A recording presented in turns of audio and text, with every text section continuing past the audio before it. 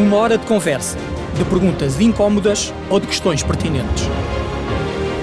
Uma hora para saciar a curiosidade e divulgar as mais recentes descobertas científicas que impactam as nossas vidas e a sociedade. Uma hora que passa num instante. Uma hora de ciência com impacto. Sejam bem-vindos, o meu nome é Paulo Caetano e este é o podcast Ciência com Impacto. A emissão de hoje, tal como tem acontecido nesta segunda temporada, é gravado na sala que acolhe a Reserva Visitável de Química do Museu Nacional de História Natural e da Ciência. E a minha convidada de hoje é a Susana Loureiro. Susana, muito obrigado por teres aceito o convite e estares aqui connosco. Obrigada, é um prazer. A Susana é bióloga, licenciou-se e concluiu o seu mestrado na Universidade de Coimbra, doutorou-se pela Universidade de Aveiro em ecotoxicologia. É complicado. É atualmente professora com agregação e coordena uma vasta equipa de investigação com muitos projetos e parcerias internacionais. Tem mais de 170 artigos científicos publicados e integra a Comissão Técnica Nacional para a Nanotecnologia. É mais ou menos isto em termos resumidos? É mais ou menos isso em termos resumidos, sim. Susana, bem-vinda mais uma vez, obrigado. E eu queria começar a nossa conversa por um tema atual, os nanomateriais. Nós já nos conhecemos há uns anos e nessa altura a tua preocupação científica, que não sei se ainda hoje se mantém, era saber que impactos é que estes novos materiais, estes novos nanomateriais, estavam a ter no ambiente, nomeadamente nos meios terrestres e no meio marinho. De onde é que te surgiu esta preocupação? Porquê esta preocupação? Bom, esta preocupação foi-nos surgindo pela vasta produção de novos materiais em tamanho nano, ou seja, se nós tivermos a noção de que, se nós sabemos mais ou menos o que é 1 milímetro, depois 1000 vezes mais pequeno será 1 micrómetro e 1000 vezes mais pequeno do que 1 micrómetro será 1 nanómetro. Por isso é algo que nós não vemos, é algo que pensávamos que não haveria a rodear-nos, depois viemos a descobrir que há muitos nanomateriais. Portanto, sempre existiram entre naturais. Nós, não são Sim. Artificiais, não são produzidos pelo homem. Sim, há muitos nanomateriais naturais. E as suas características específicas permitem-lhes uma série de funcionalidades em diferentes áreas e a sua produção então começou a aumentar exponencialmente ao longo das últimas 2 décadas, mais ou menos. E daí nós começámos a ver que muitos dos materiais que nós tínhamos em casa, muitos dos detergentes, muitos dos cremes... As coisas do nosso dia-a-dia. As coisas do nosso dia-a-dia, muitas delas tinham nanomateriais e que esses nanomateriais não eram regulados como especificamente para aquele caso, eram regulados como os outros materiais não nano. Sim. E o desconhecido aqui era aquilo que nos fazia ou que nos trazia mais preocupação. Então, antes de entrarmos no desconhecido, explica-me só qual é a vantagem desses materiais, esses detergentes, esses materiais de uso diário e cotidiano, qual é a vantagem desses materiais passarem a incorporar nanomateriais? O que é que isso lhes trazia de novo em termos de produto? Por exemplo, utilizando a prata como exemplo, a prata é um antimicrobiano e na sua forma nano e não na sua forma iónica, que é aquela que nós geralmente conhecíamos, vai ter propriedades muito mais reativas do que os próprios íons. E os próprios íons, quando depois entram em complexos químicos, deixam de ter tanta atividade, enquanto que as nanopartículas, principalmente nomeadamente as de prata, mantinham e iam libertando os íons temporalmente. O que trazia uma vantagem, porque era um produto que iria durar mais tempo, por exemplo, e dava essas vantagens. Por exemplo, a prata era usada nos equipamentos desportivos. Sim. Houve uma altura que havia muitos equipamentos desportivos que eram impregnados o tecido era impregnado com nanopartículas de prata para diminuir os odores, por exemplo, e diminuir a comunidade bacteriana que é formada. E assim, com as lavagens, nós começámos a ver se um têxtil é lavado, vai escoar. Claro. E a prata, nomeadamente a prata, nós estudámos muito a prata, era usada há muitos anos na parte fotográfica. Depois deixou de ser usada, deixou de haver muita preocupação. E com esta nova modalidade da prata nanoparticulada, começámos a ter estas preocupações. Portanto, voltámos ao tema do desconhecido, exatamente, onde eu te interrompi há pouco. Sim, exatamente. E nós não conseguíamos perceber, por exemplo, como é que a prata aparecia no meio ambiente. Nós sabíamos como é que ela é produzida, como é que ela é sintetizada, como é que é incorporada, e depois não compreendíamos como é que ela ia, em que forma é que ia chegar ao ambiente. Se chegava na mesma forma, exatamente igual, com os mesmos tamanhos, com a mesma forma, com as mesmas características, ou se sofria alterações. E acho que foi nessa altura que nós nos conhecemos e que estávamos nessa fase. Estávamos na fase de um projeto europeu, do NanoFate, e depois veio o irmão mais novo do NanoFate, que foi o NanoPhase, em que nós tentámos então perceber como é que eram estas alterações. E viemos a perceber então que os nanomateriais, quando entram, por exemplo, nas estações de tratamento de águas residuais, alteram completamente a sua forma. Pegando novamente na prata, a prata sofre uma série de reações e fica sulfatada. E é uma forma nanoparticulada de prata que é muito menos disponível para os seres vivos. E aí traz-nos inicialmente trouxe-nos uma menor preocupação, mas depois novamente tínhamos o desconhecido. Então, o desconhecido é um trigger para ti? Então esta forma nova que nós não estávamos habituadas a lidar, como é que vai então interagir com o meio, com os organismos, como é que entra, não entra? E então começámos a verificar que dependia muito dos organismos que nós estávamos a lidar. Havia uns organismos que ingeriam e excretavam, nem sequer havia acumulação, internalização da prata, outros que não, que conseguiam ter uma interação fisiológica com aquelas partículas e internalizavam-nas. E isso já é mais preocupante? Isso já é mais preocupante, nomeadamente porque a prata tem uma característica em muitos organismos, é que não é excretável. Fica acumulada, por exemplo, nos crustáceos, fica acumulada num órgão que é o hepatopâncreas e que é o idêntico ao nosso fígado, pâncreas. Sim. E que fica ali, ou seja, pode potencialmente ser transferido para níveis tróficos superiores e aí a nossa preocupação. E portanto, quando vocês começaram a estudar este tema, como eu disse há pouco, a procurar os impactos, quer no meio terrestre, quer no meio marinho, para desenvolverem este trabalho científico usaram alguns bichos de contas, não é? No caso terrestre, para perceber, no caso terrestre, e pequenos crustáceos e algas, para perceber o impacto Porque esta escolha destes... Pronto, inicialmente nós começámos a trabalhar com os bichos da conta. Os bichos da conta... É porque estão na base da cadeia? Não, não necessariamente. Os bichos da conta têm uma função muito importante nos ecossistemas. São decompositores, ou seja, fragmentam a matéria orgânica, são muito importantes para reintroduzir a matéria vegetal novamente no solo. Ou seja, a circularidade de termos que retornar tudo à origem, eles são muito importantes nessa fase. Estimulam muito também as comunidades bacterianas e fúngicas do solo, ou seja, depois de digerirem e excretarem essa matéria vegetal, ainda promovem a fase seguinte da decomposição. E depois também um sentimento, digamos, de carinho para com estes... Eu sei porque os bichos da conta percorrem a tua carreira académica. Vou falar disso mais à frente. Sim, e sempre foram... Mas, já agora, à parte, como é que se tem carinho por um bicho que tu tens que sacrificar? Isso é muito difícil. Não é? Isso é muito difícil. Isso é das coisas que mais me custa. Há muitas pessoas que não compreendem porque geralmente têm carinho por animais maiores, não é? Um gato, um cão, um leão, um símio, pronto. No caso dos bichos da conta, é um historial muito grande. Eu desde 1994, 95, que trabalho com bichos da conta. E na tua licenciatura? Sim, na minha licenciatura comecei a fazer um voluntariado. Fazia criação de bichos da conta para atividades científicas. Mas já vem desde que eu era miúda, que brincava com os bichos da conta em casa dos meus pais, no jardim.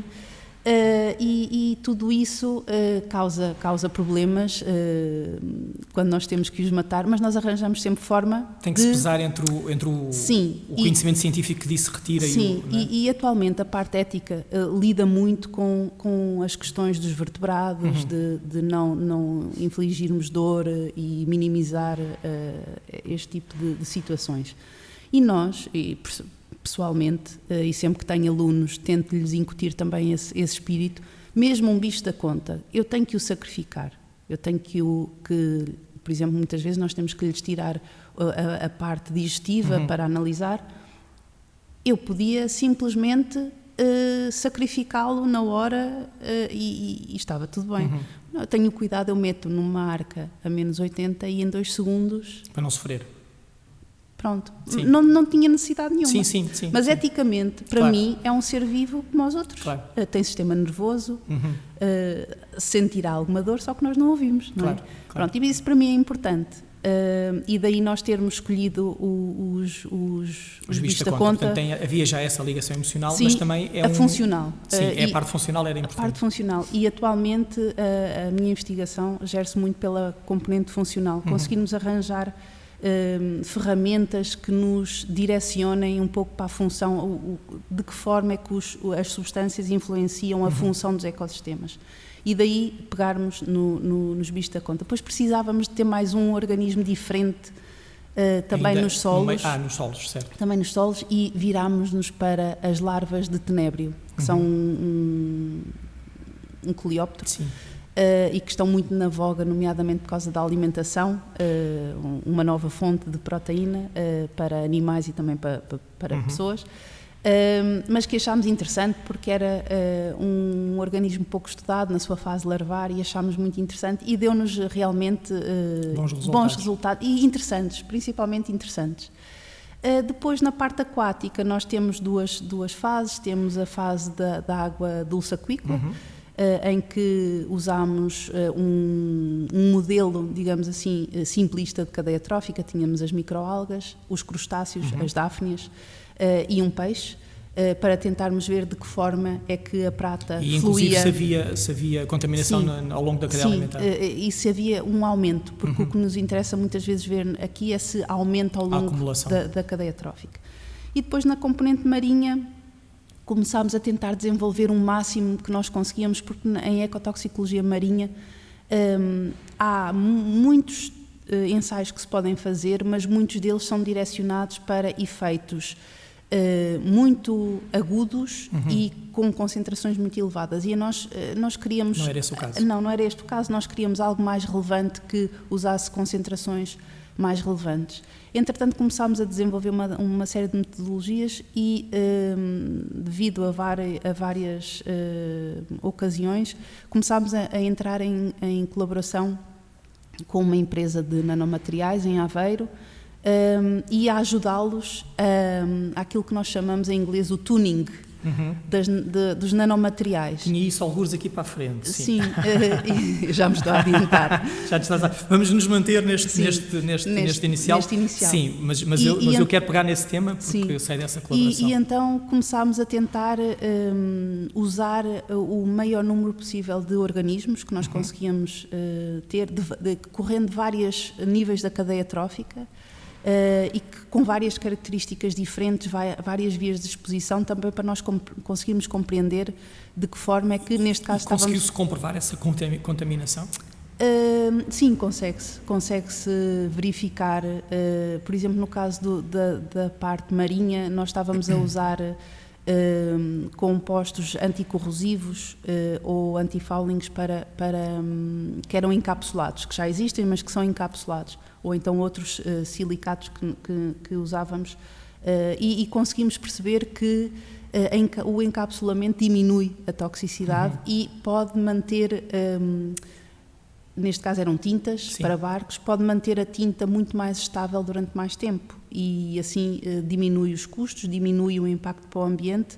Portanto, o que estava encapsulado são os próprios nanomateriais, é isso? Não, o que está os nanomateriais encapsulam a substância ativa, não é? E então vão libertando regularmente, digamos assim, não liberta logo. Esse projeto que estavas a falar e que deu início à nossa conversa, como disseste, era um projeto internacional, europeu, penso eu. Sim, sim.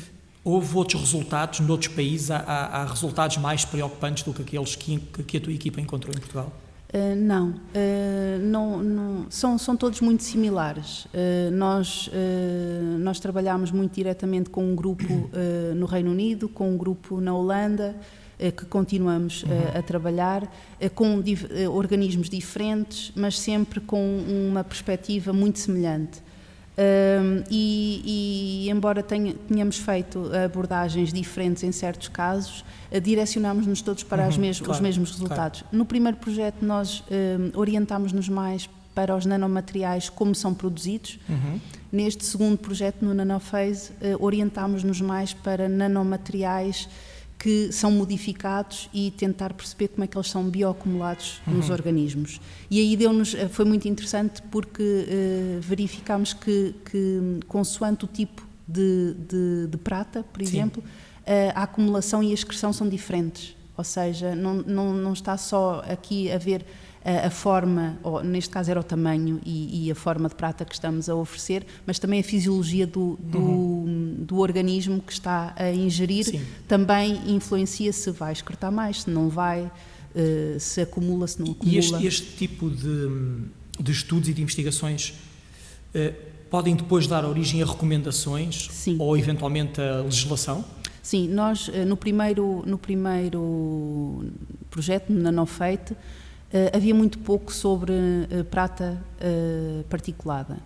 E inicialmente nós tivemos logo muitos resultados com os bichos da conta. E a Agência Europeia Química, a ECA, queria fazer um relatório sobre a prata particulada e gerou-se ali um compasso, porque nós não tínhamos publicado os nossos resultados e é sempre muito... Claro, antes da publicação. Antes da publicação. Sim. Nós temos sempre alguma preocupação, mas na altura eu decidi arriscar e achei que se nós estávamos a usufruir de fundos públicos, fundos europeus, acho que devíamos dar, na hora que era necessário, o feedback pedido.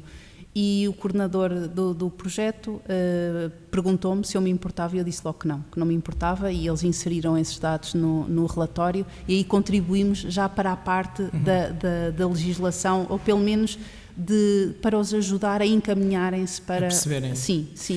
E a prata porquê? Haverá outras nanopartículas, outros nanomateriais também muito usados, não? Sim, o óxido de zinco, o óxido de titânio.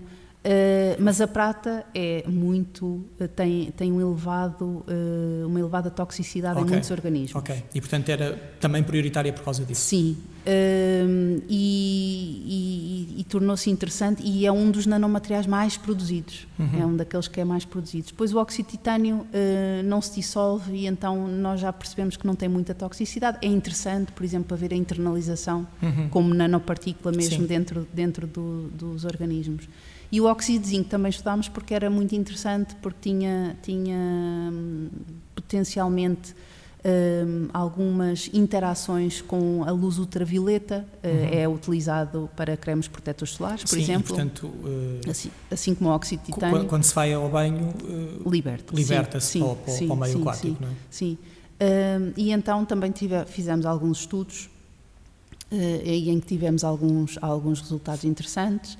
E depois também houve uma altura que fizemos uma colaboração com o Departamento de Física lá da Universidade, porque eles estavam a fazer uns nanomateriais e mais uma vez foi o fascínio daquilo que nos mostraram que me fez avançar e depois comecei a pensar e realmente ajustava-se muito bem, que nem uma luva àquilo que nós fazíamos, que eram uns nanomateriais de zinco, de óxido de zinco, e que depois eram pintalgados, digamos assim, com nanopartículas de prata.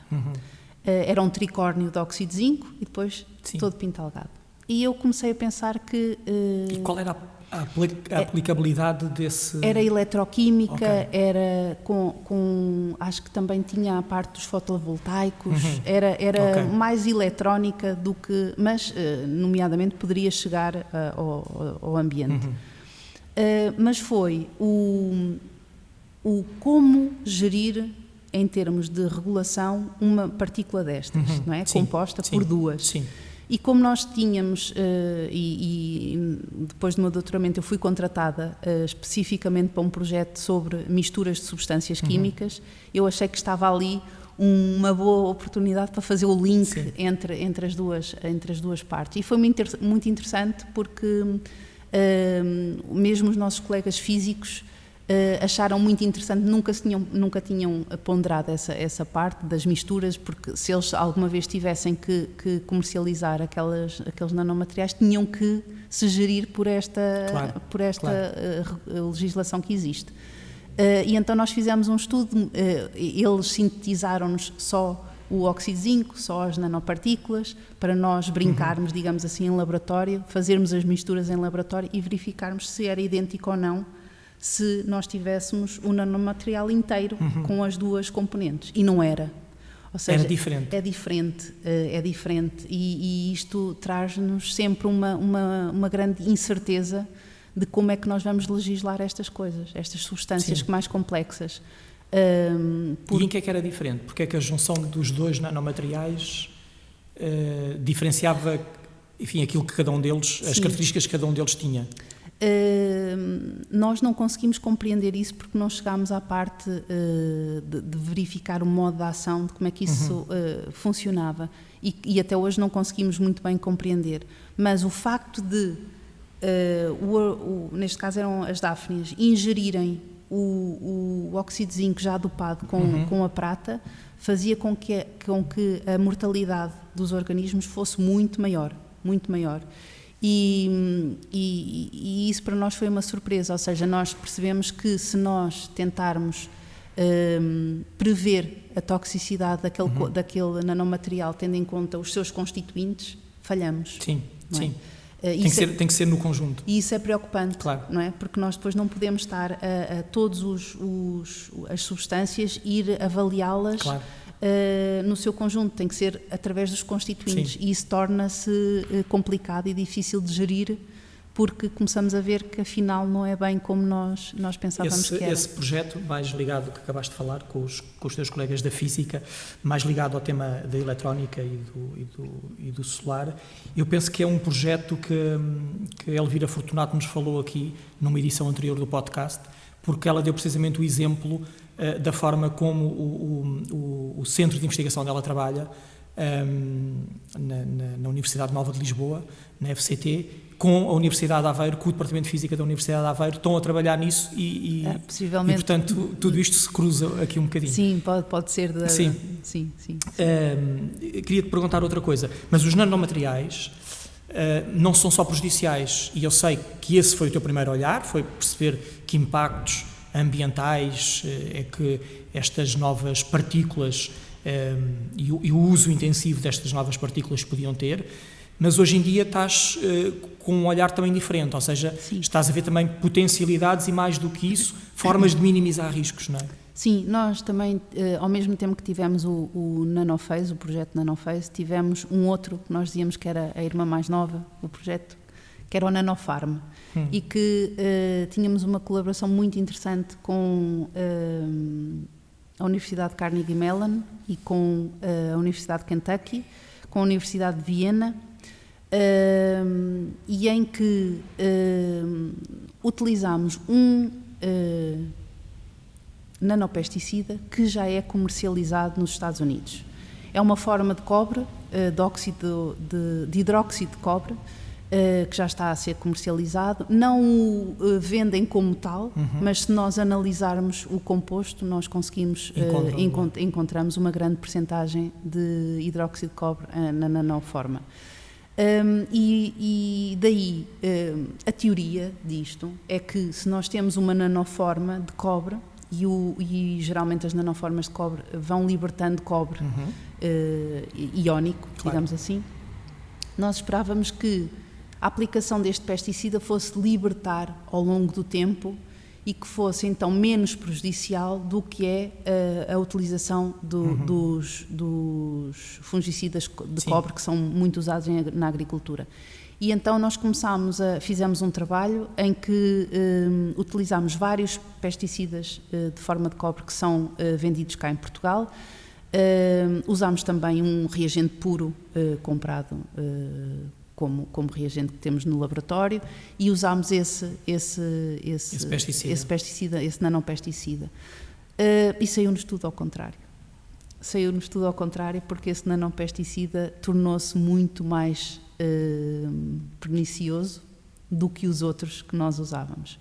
Ou seja, a forma como ele se dissolve vai acabar por se tornar muito mais disponível para os organismos do que as outras formas de cobre, que acabam por se complexar mais e acabam por não estar tão disponível. E então demora um certo tempo em haver as trocas que nós costumamos ver num sistema dinâmico, que é o solo, das trocas de íons e a complexação desses íons. E nós não estávamos à espera, ou seja, estávamos à espera... E o que é que fazemos quando nos surge um resultado que não estamos à espera? Infelizmente, a comunidade científica gosta... É desses desafios. Destes efeitos negativos, porque é muito difícil publicar não efeitos. Claro. É muito difícil. Mas neste caso, pronto, foi o que nós tivemos, e viemos a confirmar noutros casos também que isto acontecia. Também na parte microbiana do solo, também estamos a trabalhar nisso, na parte funcional, nesta parte funcional, e que foi uma surpresa, que nós pensávamos que ia realmente ter um menor impacto do que aqueles pesticidas que nós usamos. E atualmente estamos-nos a debruçar um pouco sobre isso, porque em colaboração com a tal empresa... Era isso que eu ia dizer, vais-me falar de tal empresa agrícola que tem fertilizantes orgânicos? Sim. E vocês estão a trabalhar com eles e com larvas de insetos? Sim, estamos a trabalhar com eles, com larvas de insetos, porque eles apostam na componente da economia circular, na agricultura, em que... usam os insetos para vários fins. Um deles é para alimentação de animais e possivelmente também de humanos, mas depois tem a parte dos resíduos vegetais que vêm, por exemplo, de supermercados e que fornecem às larvas dos insetos. Eles decompõem, e aquilo que eles excretam é muito rico, é muito nutritivo em termos de nutrientes agrícolas.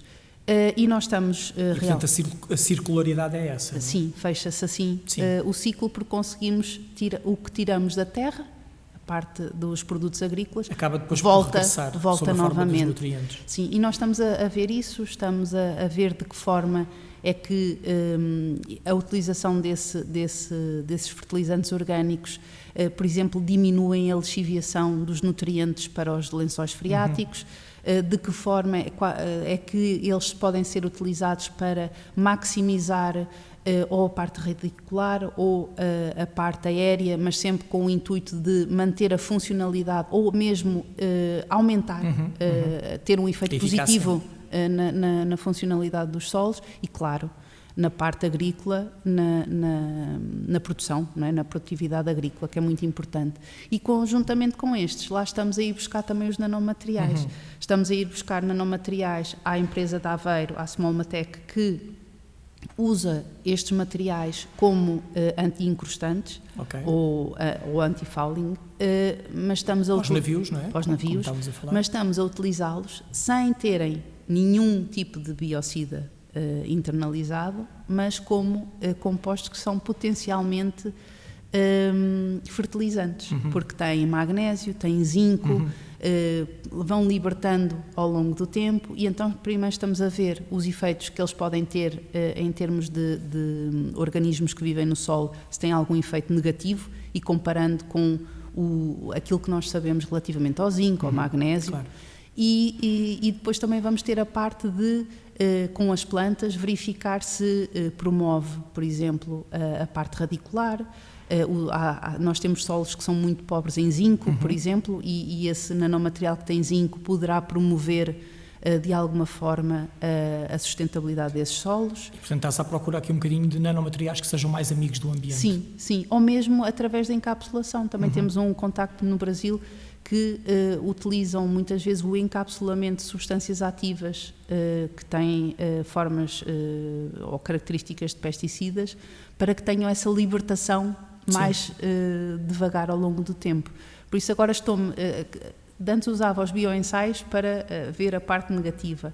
Agora achamos que também os bioensaios são ferramentas muito interessantes para ver a parte positiva, as potencialidades. E então estamos a utilizar... Mais uma vez, o desconhecido foi aqui um... Sim. Geralmente as pessoas que trabalham comigo dizem que ninguém me pode dizer nada.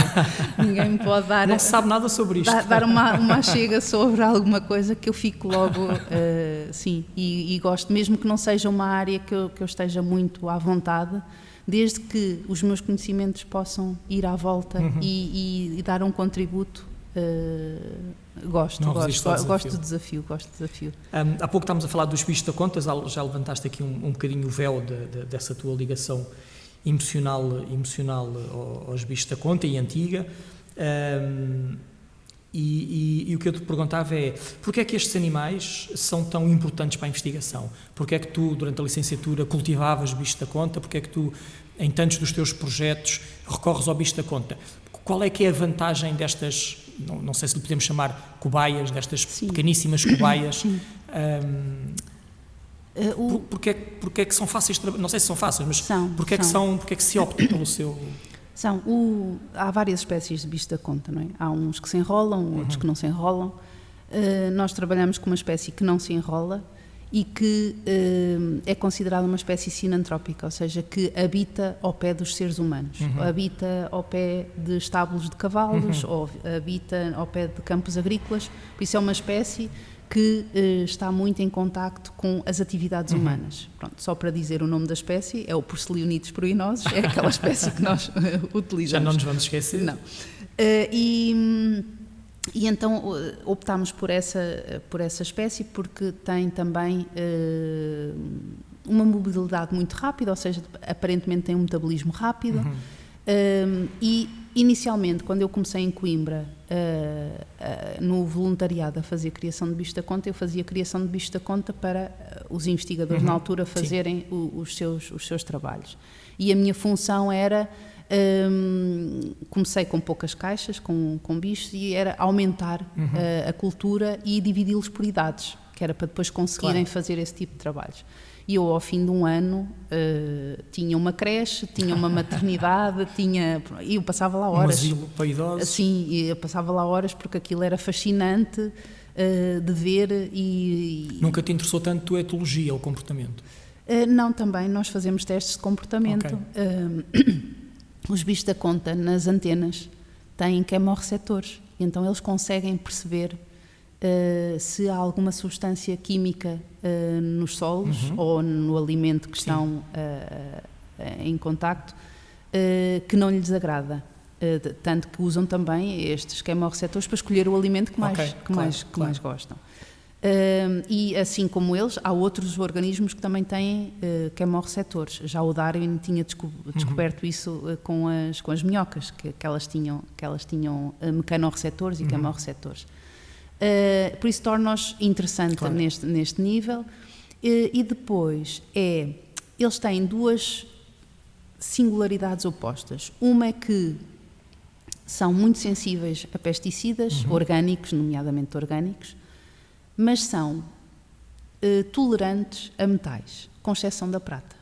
Da prata não têm uma enorme sensibilidade. E, por exemplo, são hiperacumuladores de cobre.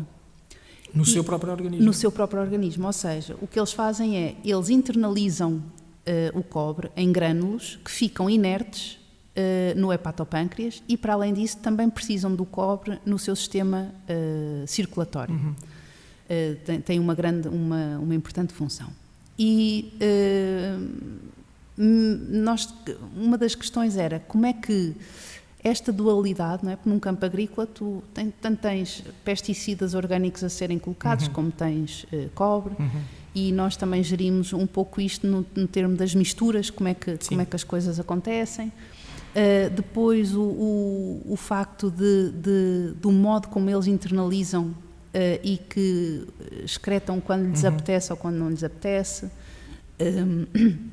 A grande mobilidade que eles têm, a parte do comportamento é muito interessante, mas o que mais me fascina neles é a parte funcional. É aquilo que eles fazem a uma folha, por exemplo. Deixam só as nervurazinhas e consomem tudo. E depois, aquilo que eles excretam, que também foi uma das partes que eu fiz, principalmente no meu mestrado, que era conseguir perceber a quantidade de excreção que eles tinham em diferentes alturas. Aquilo que eles excretam tem uma riqueza nutricional tão grande para os solos que eles próprios comem as próprias fezes por serem tão ricas nutrientemente. E são assimiladores muito fracos. Quando eles ingerem uma folha, eles têm que ingerir muitas folhas. Porque assimilam muito pouco. E aquilo que excretam, devido a passar no trato digestivo, torna-se muito rico em bactérias, fungos. E daí nós também estarmos a ver este tipo de relações. Nós fizemos um trabalho que estamos agora a tentar publicar, em que tentamos perceber qual é que é a comunidade microbiana que existe num solo, depois no intestino e depois aquilo que sai. Não é? E de que forma é que eles modelam no seu interior a parte excretada e de que forma é que isso vai influenciar quando chega ao solo. E realmente é um input muito positivo. Nós fizemos agora um estudo em que temos, é com cobre, com o tal nanopesticida, e conseguimos ver que, em termos de microbioma num solo, o facto de estar presente ou não um bicho da conta muda as suas características. Tudo.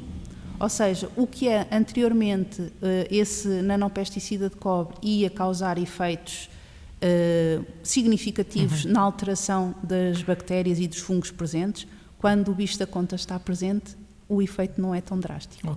E é mesmo quase imperceptível. Por isso, eles conseguem, em certas alturas, dar a volta à situação. E portanto, aí também essa sua utilidade nas investigações. Sim, embora os agricultores não gostem muito deles. Porquê? Porque eles gostam de morangos, eles gostam da parte mais tenrinha das plantas, e é daí que vem depois a perseguição. O ganha-pão dos agricultores, e eles não gostam. Não é? Susana, ao longo do teu percurso académico, foste saltando sempre para áreas diferentes e abraçaste novos desafios. Não é um risco muito grande para uma investigadora, de repente, estar noutra área de trabalho diferente daquela onde tinha já um conforto e um conhecimento acumulado? Sim, é um risco grande. É um risco grande, nomeadamente porque há talvez dois tipos de investigadores, uns que gostam muito de se focar num componente específico e que passam, por exemplo, toda a sua carreira focado. Sim. E há outras pessoas, que é o meu caso, e que acho que somos menos, que divergem muito. Temos sempre os nossos conhecimentos, mas divergimos muito e vamos usar o nosso conhecimento em áreas muito diversas. Era isso que eu ia dizer, é que quando diverges, também já levas uma carga atrás, ou seja, traz um conhecimento já que te vai, se calhar, ajudar a ter uma visão diferente e nova do novo campo. E eu já tive colaborações em que isso foi muito valorizado. Por exemplo, tive uma colaboração com o Instituto Ricardo Jorge, não é da minha área, é a parte de toxicologia humana, era sobre micotoxinas, mas eles queriam fazer um estudo que era muito urgente em termos novamente, de legislação europeia, das micotoxinas, porque há muitas micotoxinas, que são as toxinas que os fungos produzem, nas papas para os bebés, no pão, nos frutos secos, e nós estamos constantemente em contacto. Claro. Só que nunca é só uma micotoxina, são sempre muitas. A investigadora responsável pelo projeto, a doutora Paula Alvito, tinha visto o meu nome no CESAM como trabalhando com misturas. Então contactou-me e eu entrei no projeto deles como consultora. E realmente eu aprendi tanto. Mas também levaste, não é? E levei, certamente. tanto levei que eles agora não precisam de mim para continuar a parte deles. Ou seja, eu cheguei, dei o meu contributo da parte que eu sabia, aprendi muito. Eu não sabia nada da parte de toxicologia humana e aprendi muito, o que me deu também muito mais ideias para eu fazer nas coisas que eu faço. No teu próprio trabalho. Sim. Eu tive um projeto de uma aluna que me chegou ao gabinete e disse: professor, eu quero trabalhar consigo, mas eu quero fazer o meu trabalho de mestrado com grávidas e com placentas de grávidas. Eu ia falar disso. E eu fiquei assim a olhar para ela. E de repente tu passaste para a toxicologia humana aqui. Exatamente, com as grávidas. Para a parte de toxicologia ambiental, ou seja, perceber de que forma é que os contaminantes ambientais influenciam um dos organismos vivos que existe no nosso ecossistema, que somos nós. E de que forma é que isto acontece. E portanto foste estudar grávidas e as placentas das grávidas? Sim. E focaste essencialmente no mercúrio? Sim, eu na altura também não me mando assim de cabeça de qualquer forma, não é? E tenho uma colega minha que também gosta desta área da toxicologia, a Marta, que eu disse: olha, eu entro neste desafio, mas só se tiver alguém comigo também para me ajudar. E ela disponibilizou-se e então entramos e fizemos um trabalho muito interessante, a meu ver, e que foi pegar... Já está terminado? Já. Ok. Está terminado, mas já lhe demos continuidade. Sim, não, eu sei, já eu conheço a continuidade e vou-te perguntar por isso. Mas estava a perguntar se estava terminado no sentido depois de querer saber que tipo de conclusões... Sim, nós já publicámos o primeiro trabalho do mercúrio. Então explica-nos lá que tipo de... Sim, o que nós fizemos foi, fizemos um protocolo com o Hospital Dom Pedro, em Aveiro, em que precisávamos do apoio da equipa de obstetrícia para recolhermos as placentas, foram eles que fizeram essa parte toda. Foi muito interessante, tivemos contacto com os médicos e os médicos no Hospital de Aveiro não têm tanto contacto com a universidade como outros. Apesar de serem vizinhos, estão ali somos frente lado a frente, só que não é um hospital universitário, não é? Claro. Como, por exemplo, o hospital em Coimbra, claro. Pronto. E foi interessante eles também perceberem esta dinâmica e o interesse deles. E então recolhemos placentas, recolhemos cabelo das mães, recolhemos o cordão umbilical, recolhemos o sangue do cordão umbilical e o que nós fizemos foi medir os níveis de mercúrio nestas matrizes biológicas. Em termos de níveis, nós sabermos se é perigoso, se não é, há uma balizagem em termos do cabelo, de níveis de mercúrio no cabelo. Pronto, houve uma certa preocupação, porque nós inicialmente tínhamos-nos direcionado para Estarreja, devido ao historial da indústria, e verificámos que não era só um problema de Estarreja, é um problema do distrito todo de Aveiro. Porque não vem só da parte industrial, vem de outras fontes, vem do pescado que nós comemos, vem do tipo de pescado, vem da maquilhagem, vem de várias... É isso que eu te ia perguntar, conseguiram identificar as fontes? Conseguimos identificar as fontes, conseguimos identificar padrões.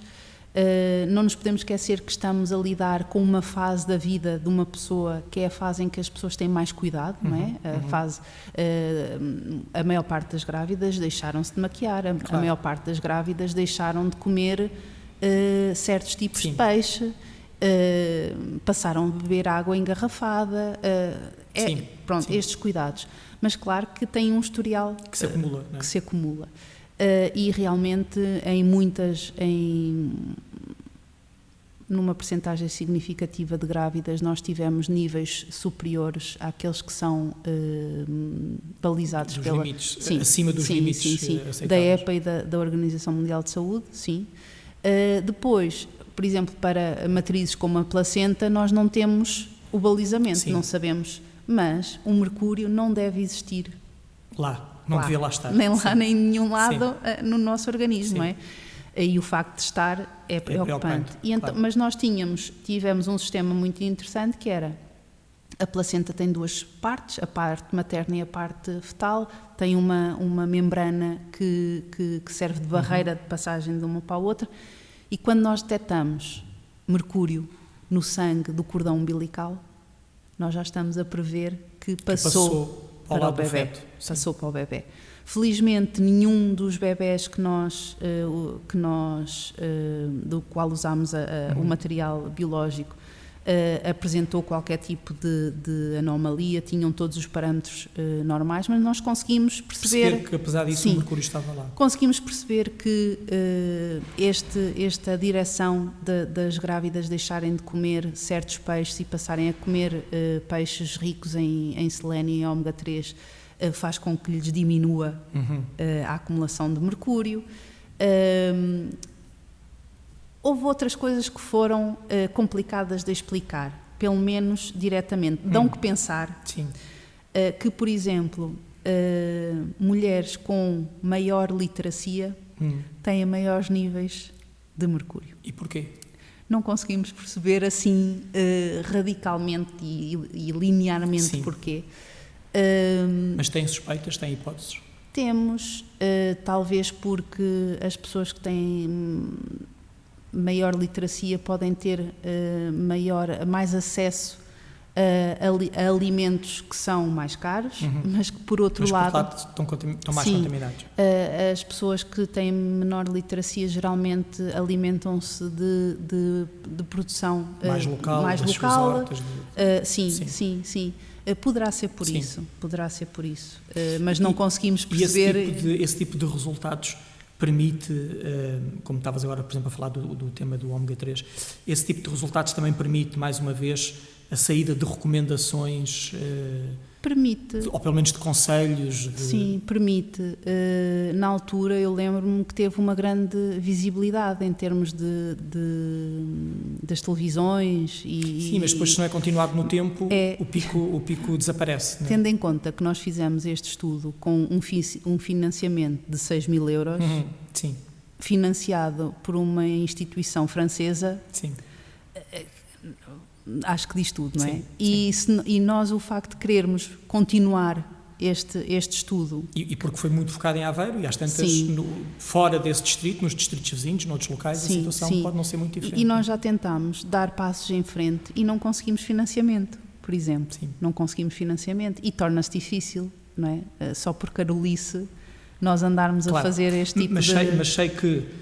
enfim, não sei, talvez para não seres acusada de sexismo, decidiste ir mais além e depois das grávidas decidiste estudar os homens, a fertilidade nos homens. Sim. Conta-me lá como é que isso foi mais um desafio que a minha colega Margarida Fardilha, do IBIMED lá em Aveiro, me colocou, que era: Susana, já que agora andas nas grávidas, também has de ver se isto do mercúrio não causa infertilidade nos homens. E ela trabalha com infertilidade há muitos anos. E então atualmente temos uma aluna de doutoramento, a Magda. Ainda não há dados? Ainda estão na fase já temos alguns, okay. Sim, mas e embora a Magda fosse maioritariamente focar-se na parte de masculina, ela própria ficou entusiasmada e disse: por que não aumentarmos a amostra do material de mulheres que nós temos, e aí continuamos. Por isso ela atualmente... Mas ainda dentro do Distrito de Aveiro, continuamos a falar do Distrito de Aveiro? Sim, sempre com o hospital, sim. Okay. Por isso temos a parte da avaliação do sêmen, da acumulação de mercúrio, da parte da mobilidade. Temos a parte das placentas também recolhidas, e temos depois ao lado um outro estudo de laboratório em que estamos a utilizar os peixes zebra como modelos para percebermos, em termos de fertilidade, de que forma é que o mercúrio influencia a fertilidade. O peixe zebra, embora seja um peixe, é um modelo muito utilizado em toxicologia humana e na parte da ecotoxicologia, por isso temos aqui a fonte. Consegue-se extrapolar? Sim, o desenvolvimento embrionário é muito semelhante ao nosso, até certo ponto, não é? Até ao ponto que eles libertam depois as larvas. mas têm muitos processos fisiológicos e genéticos que são semelhantes aos nossos, e daí serem utilizados com um modelo para toxicologia humana.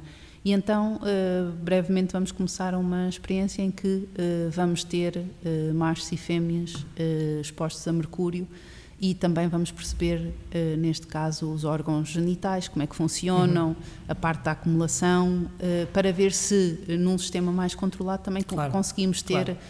Já tivemos alguns estudos preliminares que, através de uma proteína que eles já conhecem e que já estudam há algum tempo, que nos deu uma indicação que talvez esteja a ser afetada por causa do mercúrio. Por isso já fizemos alguns estudos preliminares e agora vamos avançar para... Mas vais continuar a seguir esta linha de investigação mais humana? Eu, quando fiz as minhas provas de agregação, eu disse que essa era uma das partes que eu queria abraçar, digamos assim. Mas entre 2017 e 2020 já tanta coisa mudou e tanta coisa aconteceu, que eu atualmente vejo-me em várias frentes e se calhar vou ter que reduzir algumas das frentes, por isso vamos vendo como é que vamos andando, não é? Mas esta área da toxicologia e perceber que atualmente, porque a ecotoxicologia, não tanto na Europa, mas muito cá em Portugal, é muito desconhecida. Se nós falarmos da parte de toxicologia, toda a gente fica interessada, porque tem a ver com a parte humana, mas quando nós falamos de ecotoxicologia, as pessoas não valorizam tanto.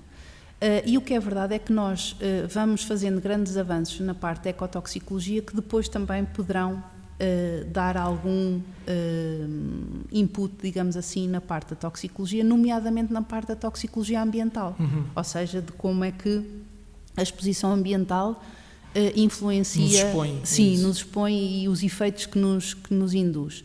Nós temos muitos sistemas neurológicos, fisiológicos que são semelhantes, que são semelhantes entre vários organismos e que conseguimos perceber através dos modos de ação como é que as coisas funcionam.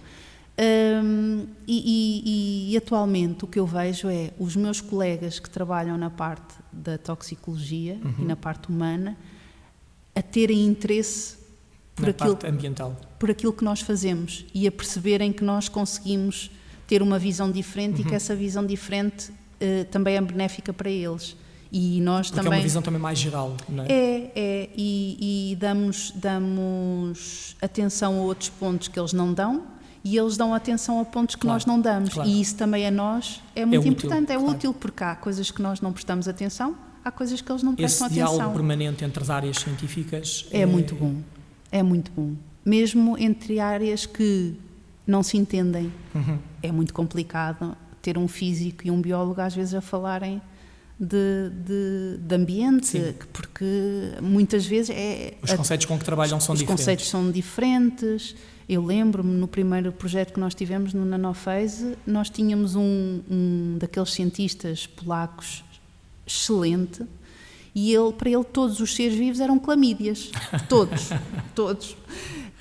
Mas depois, ao fim da primeira reunião, ele começou a perceber que a diferença entre os animais e de que forma é que eles estavam expostos, e até ele começou a gostar desta interação e a maneira como ele nos explicava os processos dos nanomateriais, e nós nunca tínhamos ouvido falar. Né? É muito interessante, é muito enriquecedor. E daí o meu fascínio por não me focar muito sempre no mesmo. Mas pronto, eu sei que tenho duas áreas de expertise, que são as minhas áreas atuais, dentro da ecotoxicologia, que é as misturas de substâncias químicas e os nanomateriais. Agora, a partir daí todo o mundo é vasto, não é? Se eu conseguir usar os meus conhecimentos para várias áreas, para a área da agricultura, para a área da aquacultura, para o que é que seja. Aliás, este fim de semana, nas notícias, veio uma notícia sobre a NASA e os solos da NASA, e apresentaram umas fotografias do solo lunar, do solo de Marte, como é que seria o cultivo, como é que tendo em conta a constituição do solo. Sim. E o meu marido perguntou-me, tu não tinhas assim vontade de ir à Lua? De fazer alguma coisa? Eu disse, sim, nós até podíamos fazer todos os testes que nós temos desenvolvidos em termos de solos, nós podíamos aplicar ali. Se calhar era interessante. Ele disse, porquê é que tu não... Eu disse, deve haver já alguém a fazer isso, certamente. Foste ver? Não, ainda não fui. Ir ver é uma chatice. Já é o primeiro passo, não é? Ir ver é uma chatice. Não, mas certamente que e já há estudos com plantas e tudo. Mas depois dele me dizer aquilo, claro... Ficou lá o bichinho. Fiquei a pensar e agora se calhar vou ter mais interesse em ir ver o que é que andam a fazer na NASA relativamente aos solos de Marte. Mas é sempre... Muitas vezes sou criticada por causa disso, sou sincera. Ao início incomodava-me um bocado, agora não, pronto. Agora, como gosto e dá-me um certo prazer e conhecer gente diferente e falar com gente diferente. E eu acho que é isso também a ciência, não é? A sim, ciência essa curiosidade constante e insaciável, senão... Sim. E agora tenho um benefício, não é? Porque já não estou no laboratório, como estava de antes, tenho muita pena, porque era uma altura que eu gostava muito de estar no laboratório. Mas agora não tenho essas funções, tenho outras, não é? E atualmente a minha função é pensar nessas coisas, pensar nestes problemas e tentar ver de que forma é que nós podemos dar um contributo para dar um input para resolver estes problemas ou para ir mais longe. Pronto, e na minha equipa há muitas pessoas que estão a seguir, fizeram uma coisa no doutoramento, agora já estão a fazer outra, têm outros interesses, ficaram cativados também, e vamos indo. Susana, muito obrigado por toda esta partilha, muito obrigado por esse entusiasmo e por esta quantidade de histórias que nos contaste, foi muito bom. Muito obrigado por teres vindo. Obrigada eu. Nós despedimos, daqui a uma semana regressamos com um novo podcast, vamos ter connosco Mónica Mesquita, uma investigadora do Maré, do Centro de Investigação Maré, que nos vem falar das comunidades pescatórias artesanais da Costa da Caparica. Obrigado e até para a semana. Ciência com Impacto é um projeto que conta com o apoio da Bondalti, a maior indústria química portuguesa.